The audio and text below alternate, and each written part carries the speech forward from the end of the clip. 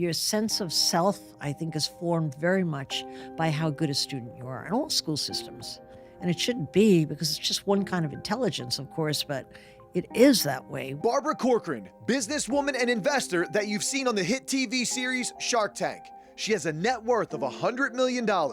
Yeah, she's done it with a college degree, but she also sees that the makings for business success can come without going to college. Now, let's hear the cold truth about college from the mind and mouth of Barbara Corcoran. One teacher in 3rd grade that really gave me a label that stuck with me till I got out of high school.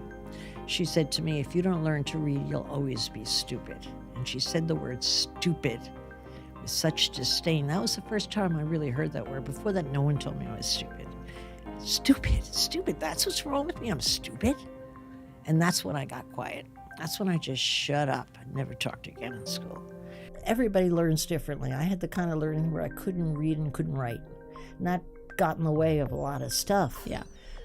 But it doesn't get in the way when you have your own business. You hire people who know how to read and write. Yeah. You could do it. That's not the fun stuff. Yeah. I'll do the fun, creative stuff, you know. Oh, school sucked. School is tough on kids that can't learn. I was one of those kids, you know, myself and my 2 brothers. The other kids were A students, but we just couldn't read, we couldn't write, we couldn't learn. And what happens to a kid when you're in a school situation is you judge yourself based on school grades. What else do you have? Someone could say, she's such a nice girl. Well, that might sound good, but if you're getting all Fs, you feel terrible. It's so painful when that happens because it takes your confidence and demolishes it. But thank God we all worked. Thank God I worked by 11. Because every job I had, I did a great job. I used my mouth. I didn't have to write. I didn't have to read.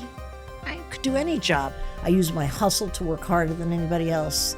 And so I got great feedback. And that's what's really important. You find something you do well. And I know what I do well, and it just wasn't school for me. Right. Yeah. And what comes with going to the finest schools, especially business schools, what comes is a certain attitude that they know it. That's a dangerous attribute to have in anything when you're starting out in anything. Okay? But what they do know is they know all about business as an observer, but they don't know business as a player.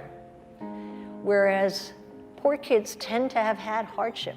They've had to be a player earlier. They've had to contribute to the family.